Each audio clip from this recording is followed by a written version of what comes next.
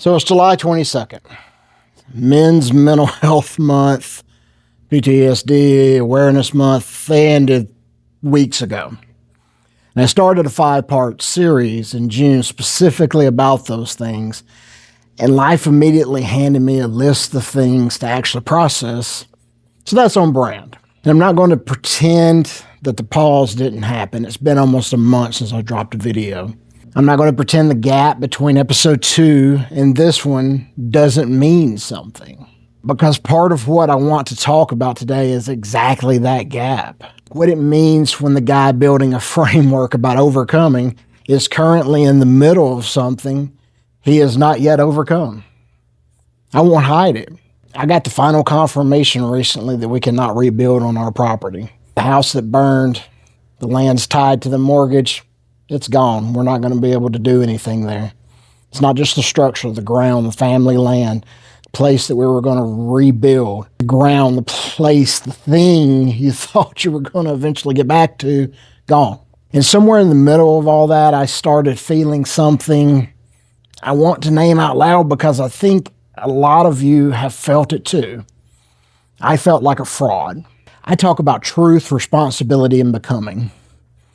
I've built a foundation around the idea that you can move through the hardest things. And there I was, not moving, sliding even, feeling things I cannot really fully articulate, unable to love the people closest to me the way I should for a long time. Running a series about mental health while my own mental health was doing exactly what I teach people to expect it to do. The mountain does not care how many times you talked about climbing it. It just waits. For those of you who don't know me, my name is Brent Beavers, founder and CEO of TRB Hope Foundation. I'm a veteran, former sheriff's deputy, and a man who's recording this episode from inside a hard season, not from the other side of one. Welcome to episode 3. Let me deal with that fraud feeling directly, because I think it's more common than most people admit and more dangerous than it looks. The fraud feeling says you cannot teach something you have not mastered. A lot of other programs and philosophies say that same thing. Like, for example, I'm kind of a fat kid right now. You don't want to learn fitness from me. Or do you? I think we're leaning back to wanting authentic people. So here I am. I have not mastered anything, nor do I expect to. That philosophy says if people knew you were still in the middle of this, they would just stop listening.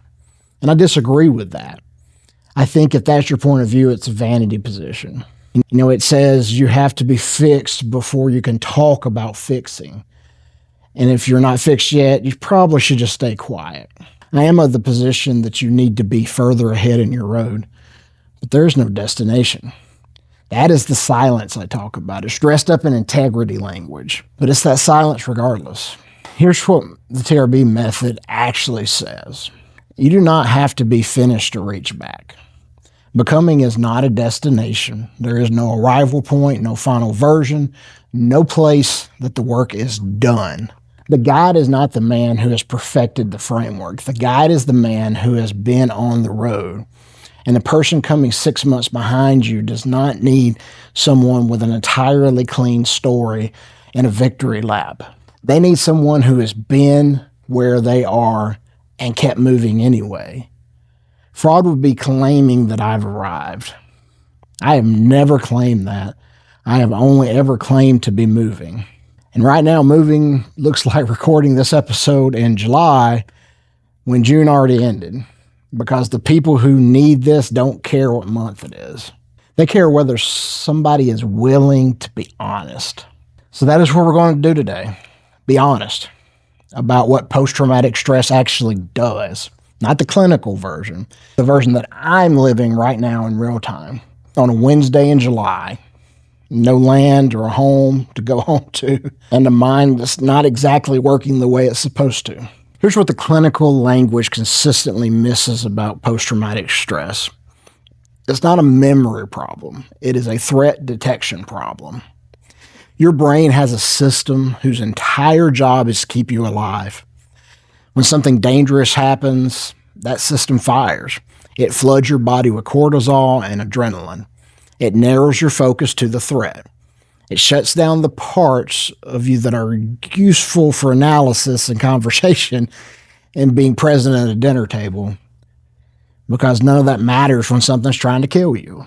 That system is designed to reset when the threat passes, though. In a lot of post-traumatic stress situations, it does not reset. It stays calibrated to a threat level that is no longer in existence in your environment, but exists very clearly in your body's memory. And then it fires at things that are not threats. A sound, a smell, a tone, a voice, a phone call on a Tuesday telling you that your land's gone. Your brain is not broken. It's doing exactly what it was built to do based on the information that it has. The problem is the information is outdated. And nobody really tells you that. Nobody sits you down after something traumatic and says, hey, your brain's going to call emergencies where there are none. It's going to exhaust you surviving things that are actually not trying to kill you. And you're going to start wondering if you're losing your mind. I've wondered that for years. And wondering without any framework to understand what was happening drove me deeper into silence. Because you cannot tell people something is wrong when you cannot explain what the something is. Why not? Let's just go ahead and put it out there. This is the part of this episode I've been sitting with the longest because it's the most personal to me. And it's where I am right now, not where I was. My post-traumatic stress response has done something to my emotional capacity that I understand the clinical language calls numbing or dysregulation. What that actually means in real life for me is this. The feelings that are supposed to move through me got stuck, or they come out wrong, or they don't come out at all. And the most painful version of that is when it happens to love. Because I currently cannot feel love the way I should.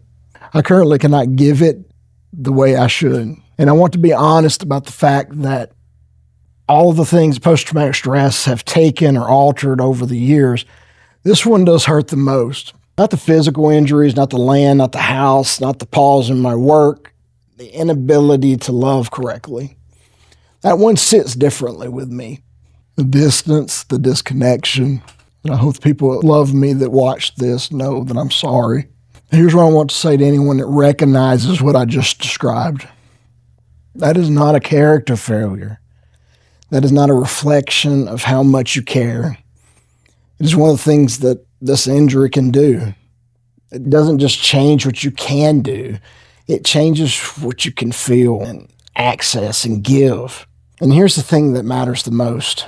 Feeling grief about not being able to love the way you want to love, that grief is evidence that the capacity is still there.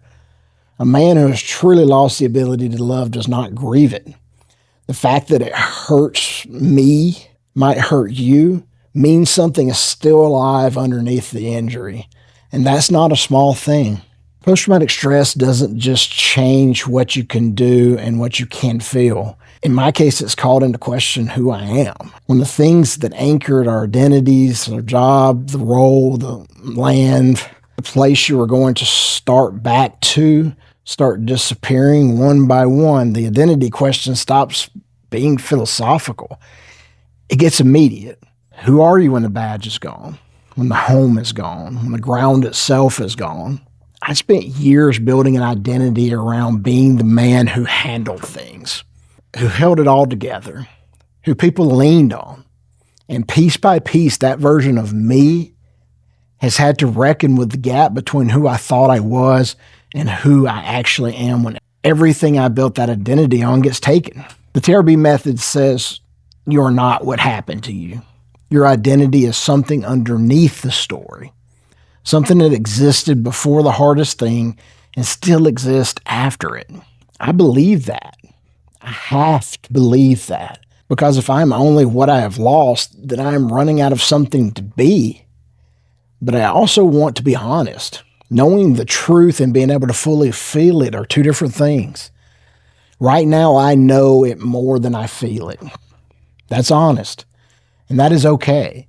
The TRB method does not require you to feel your way to truth. It requires you to be honest.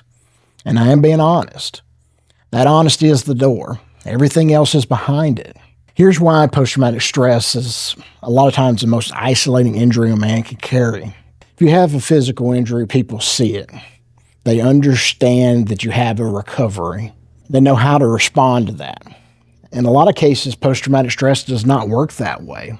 A lot of times the wound is invisible. The recovery is not linear. The symptoms, the distance, the emotional unavailability, the reactions that don't make sense to anyone watching look from the outside like personality problems, like attitude. He's changed. He doesn't care. He's choosing this. And so people slowly stop trying to reach him. Not because they don't love him, but because they don't know what they're dealing with. And he hasn't told them because he doesn't have the language. And because part of him believes that if they knew the full weight of what was in there, they would leave. That is not a personal failure. That is the nature of a hidden wound in a culture that only knows how to respond to visible ones. This past weekend, I attended a veterans retreat. And thank you to Alabama Veteran for having me. I almost didn't go, but I did go. Because the relay does not wait for you to finish. And sometimes you receive exactly what you need when you show up. At that retreat, I sat with some great men who told their stories. Not polished stories, raw ones. Stories that sounded like failure in the middle of becoming something they couldn't fully name yet. A lot of the men were introduced to a concept called post-traumatic growth. I am so glad that this organization introduced that and is doing this great work. And I want to be precise from those watching this on what PTG actually is, because it does get misused sometimes. It's not just positive thinking. It's not about making the best out of a bad situation. It's not everything happens for a reason dressed up in scientific language. Here's what decades of research actually did find. Growth does not happen because of trauma. It happens through the struggle with it. The shattering of your core assumptions about who you are, about how the world works, about what you can count on, that shattering, when you wrestle with it honestly rather than bury it, becomes the actual mechanism for growth. The wound is not just about a wound. When you stay on the road through the hard season, when you refuse to let the silence complete the isolation, the wound becomes the curriculum. Not someday, through the process, right now. And I've studied post-traumatic growth among many concepts for years now. In my dissection of it, I call it becoming. It is called Nothing is Wasted, where I believe you do not have to be finished to reach back. The difference is this. The research does not tell you what the ground is underneath the growth. The TRB method does. And for me, that ground is Jesus Christ as the actual anchor that held when the assumption shattered and there was nothing else left to hold on to. And here's what I want to say to anyone who's in the middle of this right now. The confusion, the disorientation, the feeling of sliding back down a mountain you thought you had already climbed. Post-traumatic growth research and the TRB methods say the same thing about that place. You are not broken. You are in the mechanism. The struggle is not a detour from the growth. It is where growth actually happens. The TRB method calls it the hard season. And what it says is this. You have not left the road. You are still on it. I'm on one right now. My Becoming series has been on pause. The land is gone. The home is gone. There are relationships I am not showing up for the way I want to. And I am recording this episode anyway. Not because I have it all figured out. Because I refuse to let the silence win. Because somewhere behind me is a man who is 6 months from where I already am. And he needs someone to still be moving. Nothing that has happened to me is wasted. Not the wounds, not the fires, not the land, not the pause, not even this hard season in total. It is all curriculum. And I'm still in the classroom. If you're in a hard season right now, you are not broken. Your brain is doing what it is built to do based on something real that happened to you. That is not a character flaw. That is an injury.